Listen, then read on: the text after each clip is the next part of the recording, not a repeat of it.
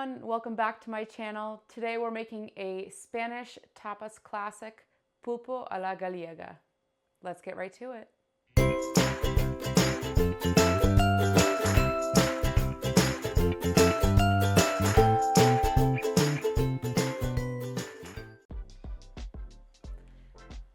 All right, our ingredients for today are going to be pre-cooked octopus tentacles, paprika, salt, and olive oil.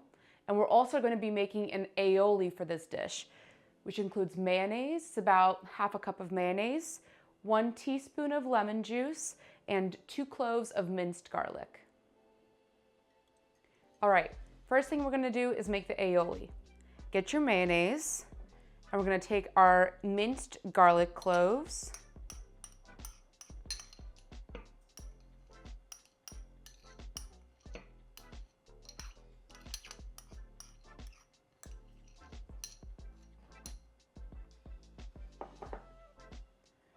now the lemon juice,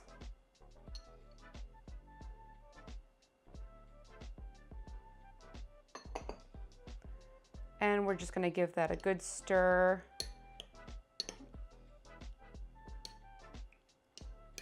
Mix everything together.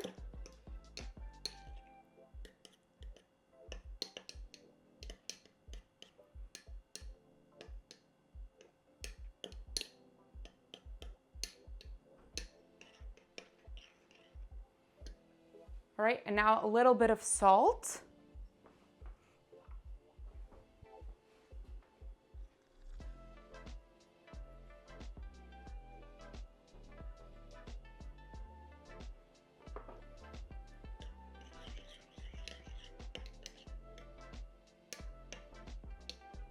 All right, perfect. Aioli's done. We can now set that aside. All right, now we're gonna chop our octopus tentacles into about 1-inch thick pieces.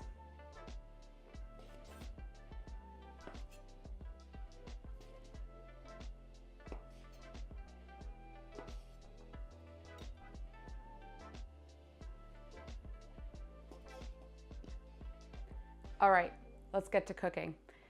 So I've put my octopus aside in a bowl, and we're gonna take an iron skillet and heat up our stovetop to about medium-high heat.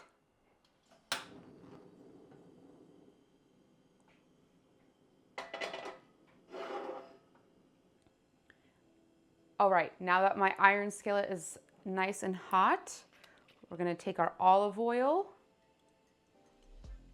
and coat the bottom of the pan.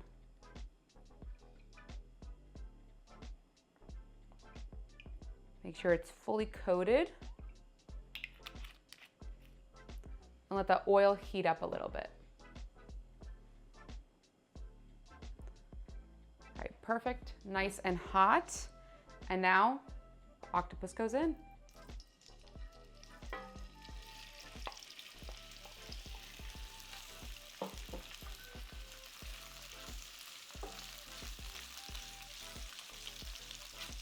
Make sure every piece reaches the bottom of the pan.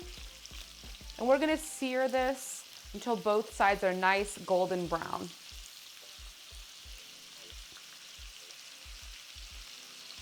And of course, with this recipe, I showed that you can have a pre-cooked octopus.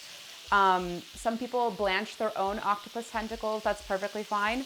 But they sell already pre-cooked in like Costco and Whole Foods, Safeway, anywhere you can find it that's easily accessible. I think it's much easier to do it when it's pre-cooked, so you don't have to mess with boiling the water and all that.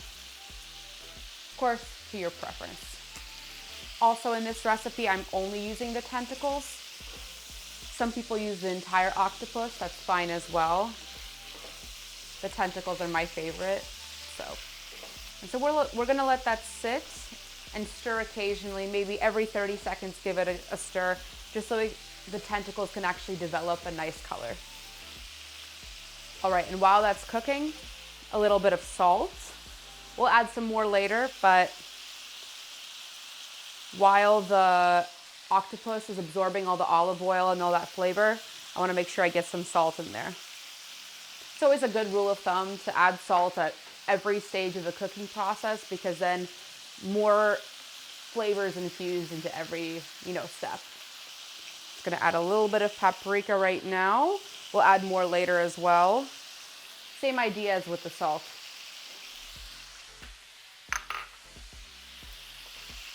Give that a good stir. Be careful with the octopus as well when you're cooking it, especially when it's in hot oil. The pre-cooked octopus has a lot of moisture in it. Right before I put it in the pan and before I even cut it, I did pat it dry a little bit. Just be aware that there might be some popping, as you might see while we're cooking here.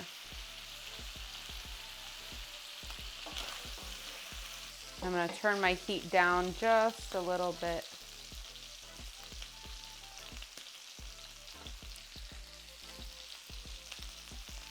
We can see that our octopus is starting to develop a nice color. We're gonna let that sit for just another minute or two, and then it'll be good to go. While you're cooking, you wanna make sure that you're not undercooking it, because otherwise the octopus will be a little slimy, but you also don't wanna overcook so that it's not too chewy. So just watch it and be careful and use your best judgment when you're cooking it. It'll be a little bit golden on both sides when it's ready. All right, that looks great. We're gonna turn off our heat.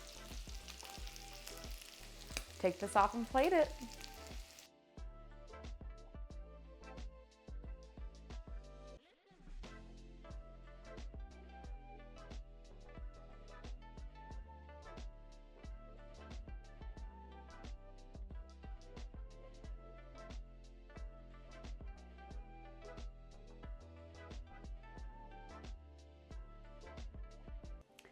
And there you have it, Pulpo la Gallega.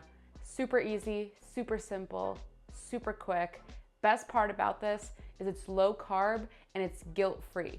So if you want Spanish tapas at home but you're on a diet, this is the perfect thing that you can make. I make this at least once a week. So delicious. Now the taste test.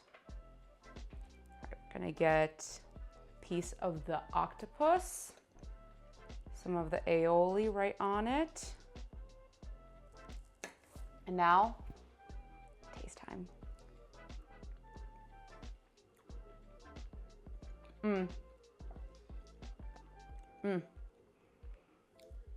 The lemon juice from the aioli, the olive oil, paprika, a little bit of garlic in the aioli as well. It's perfect. And it's something that your whole family can enjoy.